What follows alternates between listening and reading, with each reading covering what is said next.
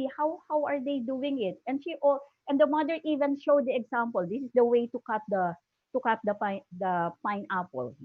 So this is the way that you should be doing it. But she's not explaining things. No, it's learning. It's learning by doing. So she saw that the little girl was cutting it different way, and that will really take time for her. So she just show it. That's modeling, and she was able to get it. Letter B, that's baseline. So there's already benchmarking. So what did the little girl did? The pineapple girl did. She went to the market and she would like to find out how are the sellers doing it? How are they selling their brands or their wares? And R is responsibility. She created her own brand. She created her own style. She created her own way of selling. So out of these people who are selling, so she got the best practices, and getting the best practices, that's a marriage of all the best practices, and she was able to get it and did her own style. She's not a copycat. So that is responsibility already. And I is integrity. It's something that she did on her own. And letter C, communication. She was able to communicate the brand. So the pineapple ice cream became a snow pineapple ice cream. So that is already a success indicator. That's one of the criteria. So the mother there is a facilitator like us. Teachers now, professors now should not be teachers. We all have to go down from our ivory tower because we're just facilitators now, in which students now no, are they have access to a lot of knowledge, but we should be able to guide them, to facilitate them. So the mother, acting as the facilitator, guided the daughter. She was able to guide the daughter well there, but not all were given, because she has this okay, I'm calling it the imaginary rubrics. And the daughter, like us now, it's a when we give it the dolls, the student should be able to creative problem solver. So the daughter there became a creative problem solver. Not all, no, not all was given to the daughter or to the pineapple girl. It's not on a silver platter. So, and that is what society needs now. And this is what I would always harp on this. No, I'm very passionate on this one. And this is what is learning should be all about. Is that each person, each student, each learner should be a contributor to the society. And how do we do it? We do it at home, and more specifically now in a university. Even it's not only for basic education, but learning is something that is experiential. And if it is experiential, learning becomes more meaningful, because as we say, experience is the best teacher. It's from the ground up. So the little girl, she went to the market. That she's on the ground, no? And before, teachers would always be the stage on stage. That teachers seem to be all knowing, should get all the knowledge from the teachers. This time, no, if we have that rubric, this time we may abdicate learning to our students. We give learning to them. No, we give it to them. It's not only from us, because if it's something that learning will be coming from the students, then they think of learning. And of course, we call this metacognition. And the mother there said, no, when I'm gone, I'm okay already. I may not be behind the scene anymore, but I would know that my child will be faring well in life. So this is what perhaps no rubrics, no, we're like right now, no, what's happening now. We're not there physically. They all have their own learning spaces now. So there's a shift in communication. There's a shift in the setup of education now. So we're not there, but that doesn't necessarily mean that we're not there. But if we hand the rubrics, then we may be at the background, we may be behind the scene, but we already have given them. So I would like to liken and to compare rubrics with what the mother had done to the pineapple girl. Okay, next slide, Sir Joel. Okay, there are some difficulties in creating a good rubric, no?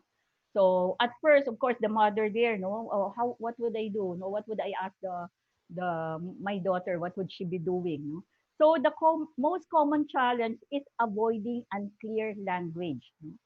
And such as the word creative. No? The mother there did not say you have to be creative in selling your pineapple, but she said something like you go out, no? You go to the market and find out. So it must be very very clear. No, the language that we're going to use must be very clear. Don't just say what would be the like ba mga like so ba I cannot think of anything. Miss Universe, Poison Impact, like that. So 20%. No, it should be not like that. The rubric should not be like that. It should be something that is the language must be very, very clear. No, it would not have any as clear as daylight. It should not leave room for confusion. So if a rubric is to teach as well as evaluate, so terms like this must be defined for students. That's why it's important that we discuss the rubrics before they will be doing the project. So and even if we're not there, we'll not be able to discuss if we upload it in the Google Classroom and that will become asynchronous, they would still understand, oh, this is what is expected of me because we have clear-cut definitions on what's expected for each criterion. So you list the ways and students might meet, oh, that's what I said, the criterion. So this avoids the need to define elusive terms, no abstract terms uh, like you have to put in love and like that. So everything should be clear as they like. No? Like the word creative, it's so vague. No, you have to explain what is creativity. No, able to formulate another hypothesis or something like that. It should be very very specific. Like what we're doing in our thesis, if we give our guide questions or I mean our if you float the questionnaire, then the questions there should be very very clear. Uh, Sir, Dr. De La Merced, yes, okay, thank you. A second challenge in rubric design is let us avoid unnecessarily negative language. Of course, if you hear something negative language that already dampens the spirit, like you say, not able to perform the, yun. Medyo ano na yun, parang syempre, di ba, you would not go on. There should be something, no, is able to perform. So, not a negative language. That's why mahirap gumawa talaga ng rubrics kasi you really have to coach them no to do better to give their stellar performance in a certain activity.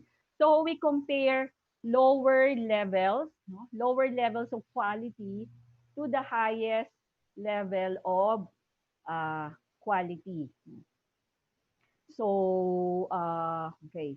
Uh, like a low level to higher order thinking skills. So in this time, we have to use the Bloom's taxonomy. You can just find that out in the Google Bloom's taxonomy. From knowledge to create. Of course, the higher order thinking skills should be given importance. Like now, the highest is create before it was synthesized. So if these are, especially in the tertiary and in the graduate degree programs, of course, we have to deal more on the higher order thinking skills. So students will then learn what they can do to improve. Okay, next slide, sir. Okay, another challenge is articulating gradation of quality. It's often a challenge. That's why, again, it is really very important that we will be guided by the Bloom's taxonomy from knowledge to create, from low level to higher level, higher order thinking skills. Of course, as I was saying a while ago, is that we have to emphasize more on the higher order thinking skills. And it is helpful to spend time thinking about criteria and how to best chunk them before going on to define the levels of quality. No, we have what skills, no? So perhaps this skill, it should be only one rubric, and then perhaps the two skills could be another rubric. So it depends on how we're going to chunk the concept. Okay. Next slide, sir. Okay, so these are the types of rubrics. First, we have the analytic. These are more specific and easier to apply. No, it's can be broken down into objectives, into dimensions or the criteria, and we judge them individually. We use one large number of criteria. So criteria are weighted, no? And like 100%. So for this, for example, create is something like this. No, this criterion is higher because it makes use of the higher order thinking skills. And holistic, they're more general. It assess the entire objective on one scale. This is used for quick or minor assessments. We use open-ended questions and then the skills. Next slide, sir. Okay, the next slide, sir. Okay, there. Okay, the rubric's basic structure. There are four basic structures. First, you've got to state the objective or the purpose. No, so that's your title. No, to be able to write introduction of research. So that's only one. It's not to be able to produce a research paper because that is complicated already. That's why I'm saying we're chunking only. No, or to be able to do review of related literature if we're talking of research. And then scoring criteria. What's the characteristics of good performance of this task? No? Levels of performance. We have to define the degrees of competency.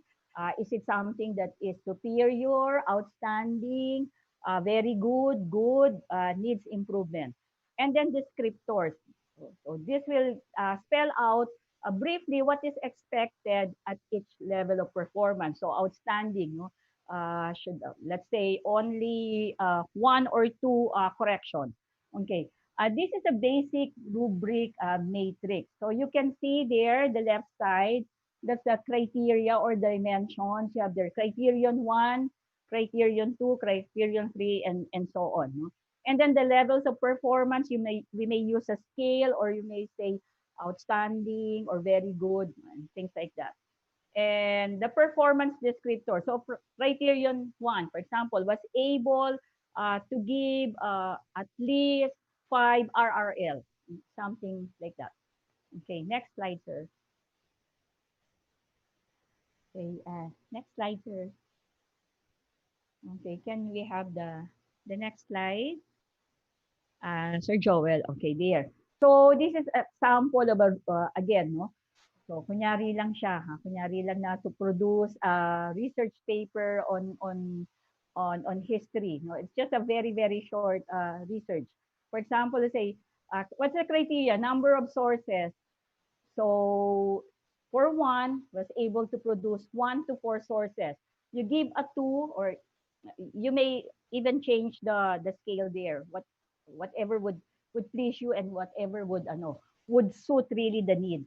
So 2 was able to give sources like 5 to 9 and 3 was able to give sources of 10 to 12. No? Of course, that's why that eliminates already subjectivity because they're saying, well, why, how come my classmate got a grade of 95 and I was able to give sources like 15. She only had 4 sources. So this one would at least eliminate that kind of subjectivity. Historical accuracy, lots of historical inaccuracy. And then 2, few inaccuracies. And then 3, there's no apparent inaccuracy. So that will be the performance indicator. Organization cannot tell from which source information came. Next, you can tell with some difficulty, and 3 can easily tell the sources of information. And another criterion, the use of APA format. So lots of APA errors did not, so perhaps did not even follow. And then few APA errors and 3 no apparent APA errors. So this is just a simple one that I use in research in my INRAD. Okay, next. This is I'm sorry, I cannot think of an example for uh, pharma and nursing and medtech. That's your line. So I'm just giving these samples of scoring rubric. Okay, this one is a scoring rubric, no, for fitness evaluation. So I say 8 points. Cardiovascular assessment, 4 points. Abdominal, those who are doing their cardio, I know you know this, no? Yung mga nag-gym dito sa atin. Abdominal endurance, 2 points like that, fitness plan, and so on. So this is a scoring rubric for a fitness portfolio. Okay, next slide. Okay. This is a quantitative analytic rubric. So, for example, no, for tennis, so the student uses correct form on the forehand. So never, sometimes, frequently, always. So there you just encircle, so place the shots and so on. No? This is useful for providing feedback to students and assessing their ability to utilize tools in an applied setting. Okay, next slide, sir. Okay. Okay. This time, if you have quantitative, we have qualitative, analytic, rubric. No? Again, for tennis. No? For those who are familiar with tennis here. Rules for tennis is unfamiliar. So you place there one. If he's unfamiliar with the rules, it depends on opponent. So the score is 2, shows some evidence of knowing rules. And then 3 shows evidence of usually knowing and applying rules. And then 4 shows evidence of thoroughly. I made use of this in for some of my students, no, Chinese students enrolled, and they have difficulty with English. So one, they're unfamiliar with words like that. So something like that. Okay, this is another one. I've taken this from the pharma internet. No? And okay, medyo malabo. So there you have excellent. So what would be for knowledge? No, what would be the descriptors, performance indicators if a student would be able to get an excellent? So you have them there. Satisfactory. So these are the performance indicators. These are the indicators. Needs improvement. So these are the things that the student lack. And of course, if you say something that is unacceptable, talaga namang hindi siya katanggap-tanggap. So we can write there the descriptors. And then here, the left side, that would be the weight. No? So knowledge or problem identification, di niya ma-identify yung problem, adaptation, wala siyang ganon. And then dissemination, hindi niya talaga alam. So pag hindi niya talaga alam and it's really a challenge for the student, then you grade that's unacceptable. But minsan kasi may smart aleck, medyo we do not like the student, so we just put that's unacceptable. So this one eliminates already biases. Because even though sometimes there are students who are really would answer back like that, but that eliminates. No? Sometimes the students will say, kasi pinag-initan lang ako nung professor, that's why I got this grade. But if we have like this, then it's really something that is objective. Okay, this is I got this also from a pharma website. No, is provision of pharmaceutical care rubric skills. So novice, that so these are the characteristics of a student whose performance is still novice. It's incomplete understanding and minimal or textbook knowledge without connecting it to practice and so on. Approaches task mechanistically. So like those. Advanced beginner. So has a working understanding and knowledge of key aspects. And then if we can these are the indicators that the student is already competent, has good working background, understanding, sees actions at least partially in terms of longer term goals. So you notice there's a word partially. Sometimes there are words there that would really differentiate a competent from a, like in this case, a proficient. So a proficient now has a deeper understanding. A proficient student now sees the overall picture and how individual actions fit within it. This is not mine. No? So the rubrics here, I've gotten this from the website. Okay. Next slide. Okay, this is what we call now the holistic rubric. It's useful for summative evaluations. No? So just like in the other rubrics, no, in the pharma rubrics there, proficient level. No? So you have it there. Sometimes, diba, we're taking like mga parang psychology quiz or exam. So it's something like that. No? So consistently demonstrates the ability to select and successfully use the appropriate skills. So proficient siya because of all those manifestations, all those indications, all those characteristics. Competent naman siya, competent level, if the student demonstrates the ability to select and use appropriate skills. And inconsistent or and so on and so forth. No?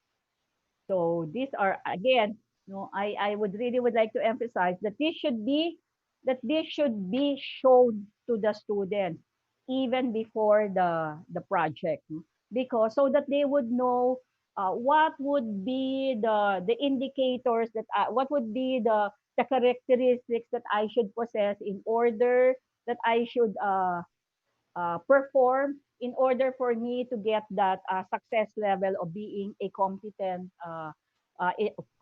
in this project. Oh, why am I now a novice? Why is it that the professor graded me this way? It's because these are the things that I have uh, the factors no that I was able to produce. So ngayon, it is more objective this time. There are also cases in which we the rubrics there would be peer review like halimbawa in I cannot think of pharmacy theater no in a theater class. So now we would be all the students. I asked them really. We have rubrics on acting, and all the students now would be also grading no? Grading the classmates. So like I give 20% no to their peer evaluation. So in a way we also teach them no how to evaluate. So there would be collaboration. So it's not only from us. They would know this is how my classmates would see my performance. No? And that is allowed in rubrics. Okay, next slide, sir. Okay, the next slide, sir, after holistic rubrics. Okay, so, okay, 45 minutes only. Okay, almost done. So what would be our takeaway? Rubrics are helpful in reducing test anxiety. No? If we always say, there will be an exam, there will be test, no? Talagang super kaba yung mga estudyante natin. No? And because of that, we standardize and we clarify the grading process because that is you break down the assignment into smaller components that can each be scored. And these scores and because no you give them something that they can chew. Don't give them something that they would choke later on. No? Kasi pag maliliit lang yung chunks, yung mga i-grade natin, I think that's more manageable and and our students would appreciate that. And these scores can then be combined for an overall score, which can be now translated into a grade. So if the student would be manifesting, puro siya puro outstanding. So the students would be expecting that he or she would have an outstanding grade. And we can already see the picture. May trend. No? May itong estudyanteng to. This student is not performing well. But again, no, as a teacher, if they're not really performing, we can see that they're lagging behind, then we can call on that student and help. No? That's the work of a teacher always. We call it scaffolding in education. We help those people who are lagging behind. Okay. Next slide, sir. Okay, they're useful tools for both teaching and assessment. No, as we have mentioned a while ago, is the formative assessment and it's already a gauge for us. Are we really delivering well? Because if in the first project they're all failing, or in the formative assessment they're all failing, that means there might be something wrong with our instruction. So this is a two-way process that we we we would like to find out if the students are getting the message or understanding the skill or the concept. And also we would like to find out if we are really teaching very well, if we are delivering our goods. No? And we can see that through both, especially in the formative assessment. So most formative assessment, they're not graded. No? But if you have series of formative assessment, then that's the time that we go to the summative assessment. Rubrics can improve student performance and monitor it by, there are teachers' expectations. So that now from our students, that's very clear already, no? Because we have shown them the rubrics, we have discussed it with them, we have shared, and perhaps they could even have given suggestions. So that meets the expectation. So klaro tayo, these are the things that we are expecting from you, no? And it's not only the grading system that we're going to discuss. So these are the indicators in order for you to give us an outstanding performance. Okay, you will be rated novice if you will perform like this. So of course, we do not want mediocre performance. That's why we would always tell them that these are the outstanding indicators. So the result is often marked improvements according to research. No, if they use rubrics, there are marked improvements in the quality of student work and in the quality of learning. At saka tayo din mga teachers, we're a bit rested ng konti, medyo pahinga kasi instead of reading, no, like you're reading all the 600 papers and then no, what the video had said, no, and then marking the same thing, you poor grammar, wrong computation. So the rubrics at least would standardize and would eliminate those things. Okay, next slide, sir. Okay, so rubrics are useful is that they help students become more thoughtful judges. No? They judge their also their own work and even there's a peer review also. So now they would know hindi baka hindi maganda yung grade ko because this is how I have performed. I have a lot of erroneous, no? Erroneous yung mga APA ko. So mababa ito. So even before submitting the paper, they were able to arrest already the problem. Kasi nakita nila from the indicators that you should only have this number of mistakes or you should have less errors when it comes to citing, giving citations.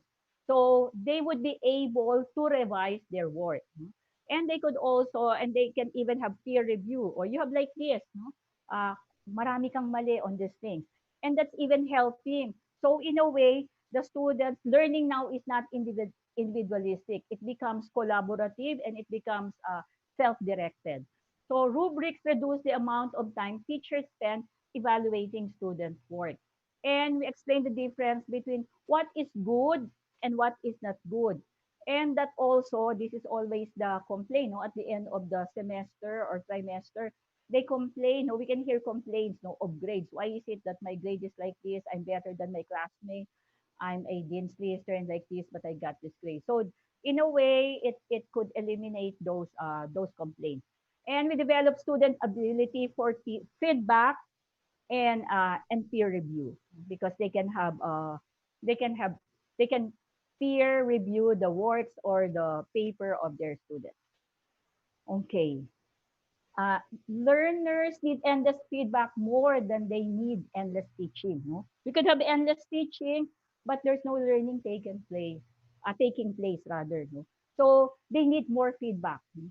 And we just don't provide opportunities for group work. We use rubrics and sample student work to model what effective collaboration really looks like. So working with others, so few jobs in today's workforce require or reward isolation, secrecy, or eyes on their own paper. In fact, being able to work effectively with other people in the same room across the world, no, like what's happening now, no, it's an interconnected world now, and it's increasingly important, no, so that can even be across demographics, no, across demographic differences.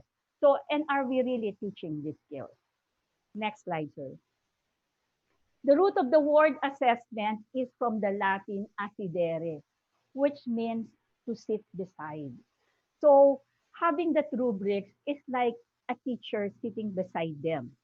It's like a teacher telling them, your work, you need improvement on these things. In order for you to move to the next level, to have to attain a stellar performance, you have to do this. So that is something that I think rubrics may be able to provide in a way, even though we're not there. And according to Benjamin Franklin, tell me and I forget, teach me and I remember, involve me and I learn. If we have rubrics, there's involvement, no? There's a student involvement because they know where they are coming from. They know if they are doing it right. They know if they have some questions or they're not doing it right. So the rubrics, in a way, for me, we involve the student. And of course, the best teachers, we all teach from the heart and not from the book. Okay. The next slide, sir. Okay. And thank you. Maraming salamat po. Did I hit the 45 minutes? Thank you, School of Nursing. Thank you, PWU. Thank you, Pharma. Okay. But I have this one last video for all of us.